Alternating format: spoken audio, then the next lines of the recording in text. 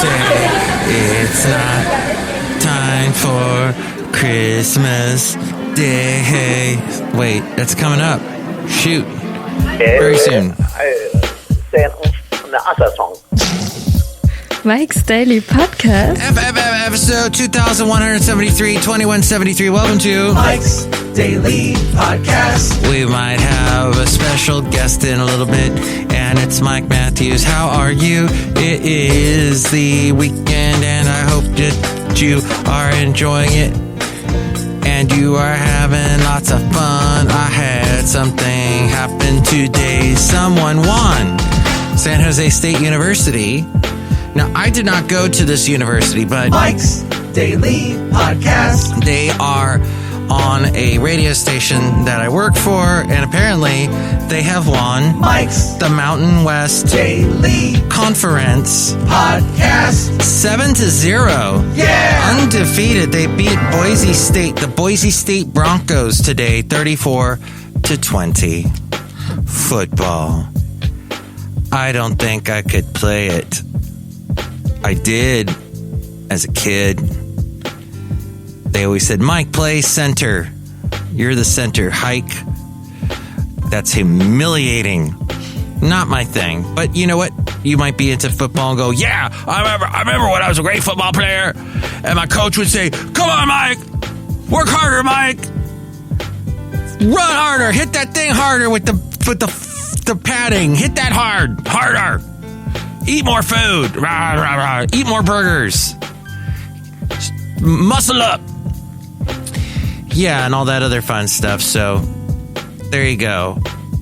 I would like to say I have noticed working from home, when everyone's working from home, or you got more of the office working from home, there's a lot more random, ridiculous emails that gets sent around. And yes, I complain a lot about being CC'd on things that I should not be CC'd on. That's CCC, breaking my heart and all that. But man, lots of random, ridiculous emails, and there are sometimes... And here's today's podcast picture. Oh, the podcast picture is a very fun, festive Christmas picture of a very fun, festive Santa Claus near my house. They've got a Santa... it's like a, what do you call it? Animatronic, kind of robotic thing, Santa Claus, that moves its head and waves to people. And then they've got this, like, inflated food truck. It's Santa's taco truck, where he sells tacos, little taco stand. Because that's something that Santa would do, is sell fish tacos. That's right, it's a fish taco stand.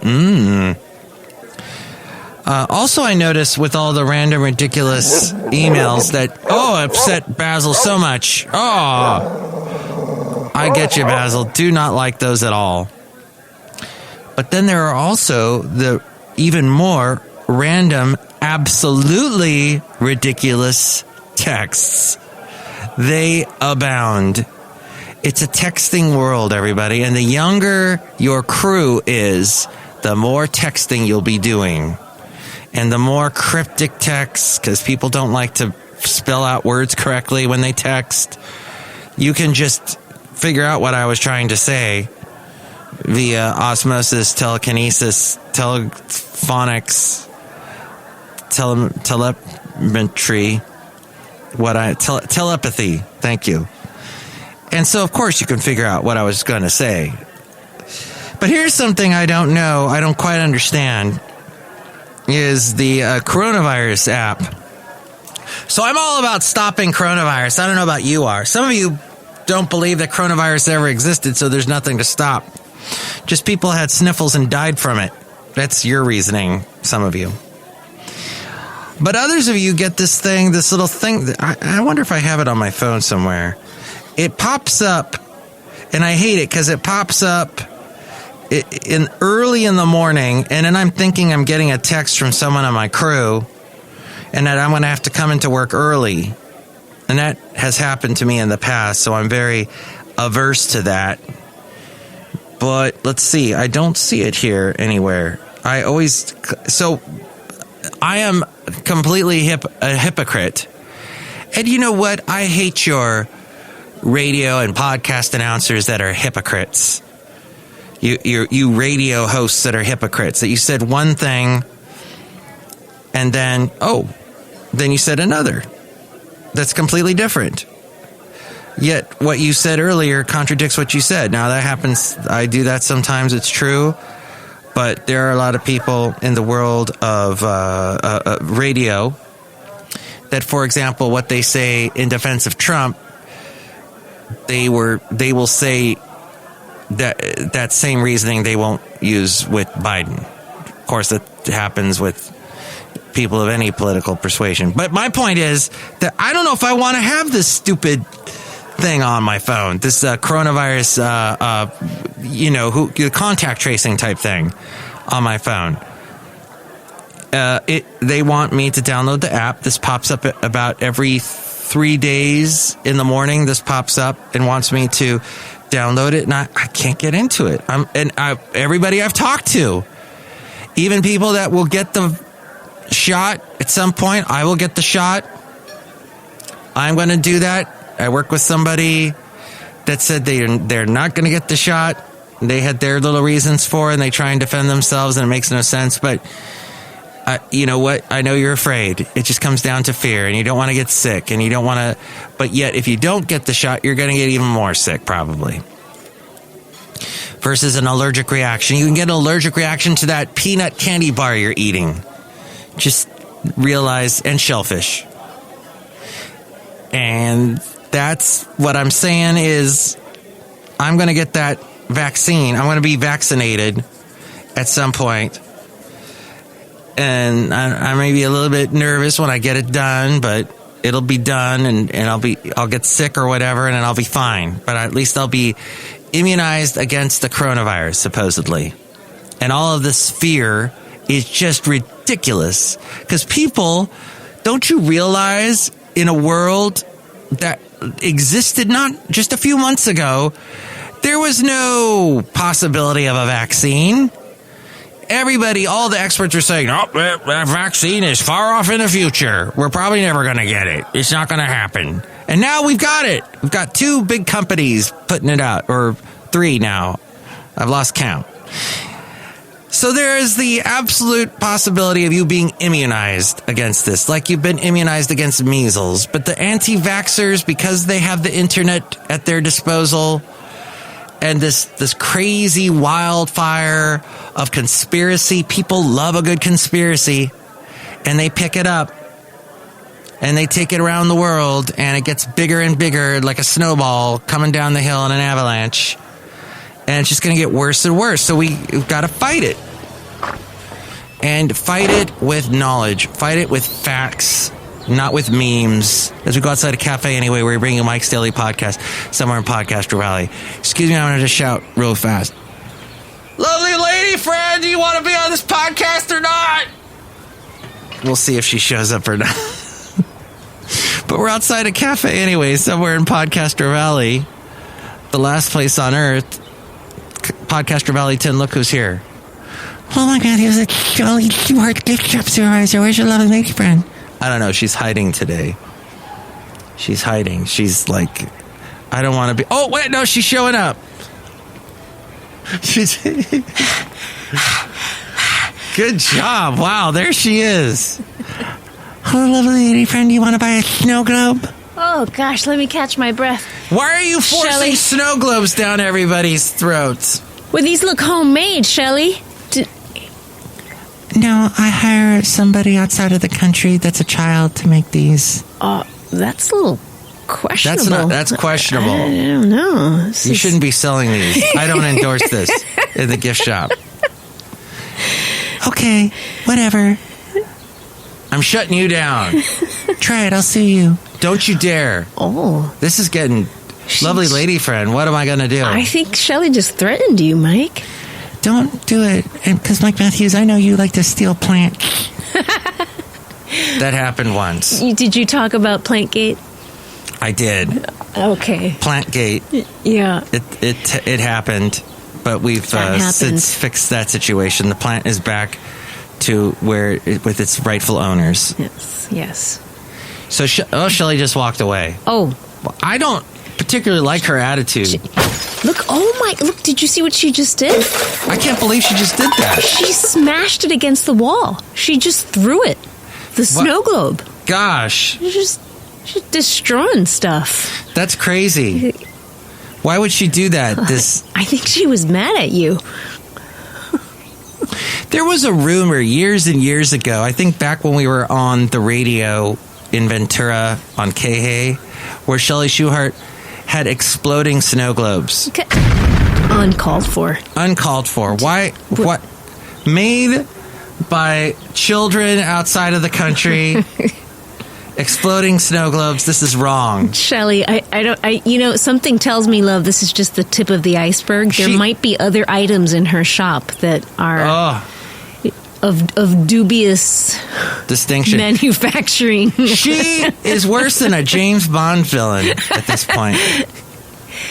Oh, look who else is here. Hello, Mike. This is Floyd the Floorman. And this is John Deere, the engineer. Yes, Mike, I have thought that those exploding snow globes have been a hazard for Cafe Anyway for a long time. Hi, lovely lady friend. Hey, Floyd. No, that was John Deere. Oh, my God. I'm so sorry. I got you confused. Wow. Now That's so rude of me. Now all the characters hate us. I don't hate you, Mike. Merry Christmas! Oh. Merry Christmas to you and Happy Kwanzaa. Oh, that's really offensive. I'm leaving. Wow. But if you get offended, that's the way the cookie crumbles. No. He got offended too. No one's happy. What's going on? I don't know. You can't please everyone all the time. The recipe for disaster is to try to please everybody. This is true. Lovely lady friend, have you read about anything interesting today? Today? Any interesting stories that you've read? Trying to think. Do you think... No. Do you think that companies should do celebrations like this time of year? I doubt we're going to have Christmas parties this year. They should have happened yesterday, actually, on Friday, most of the Christmas parties. I didn't have one at my company. Usually every year we would meet at this place called, what was that place? It was some Italian place in Fremont that was horrible. And I'm actually happy that we didn't have the Christmas party. Oh, was it Il Fornaio? No. Massimo's, which always makes me think of that South Park episode where he dresses up as a robot. He's, this is Asimo. Oh, I do remember that one. Asimo. Yeah. And then he does all kinds of... the kids make fun of him. Okay. So they're not doing that this year. No Christmas parties. No. Holiday parties. The whole social distancing thing. Yes. It sucks because that was like the only way we get presents. We get usually a $20. Yeah, that's my company. They splurge. A $20 gift certificate to Pete's or something. Nothing this year. And my company gave us a pay. They took our pay away for how much was it? 10% pay cut, I think, this year or more. At least I had a job, but still, no holiday presents, no bonuses, no nothing. Where's the love? Where is the love? We're going to hang out with your boss tomorrow. Yes, we are. That's going to be kind of like an impromptu holiday party. Almost. Do a little mini move just across the hall. Yeah. We'll be wearing masks and socially distancing. Congratulations on moving across the hall. Thank you. I want to read to you from a book by E. Arthur Self, Ph.D., called Good Success, Learning Good Lessons from Bad Leaders. If I may read, imagine a little piano playing in the background. Lovely. I feel like I should have a drink. I once heard about an organization whose CFO sent out a communique to all department heads, stating the company would no longer pay for any paper or hospitality products used while celebrating employee work-related achievements. Wait, say that again? Essentially, if you wanted to celebrate the success of others, you had to pay for your own stuff.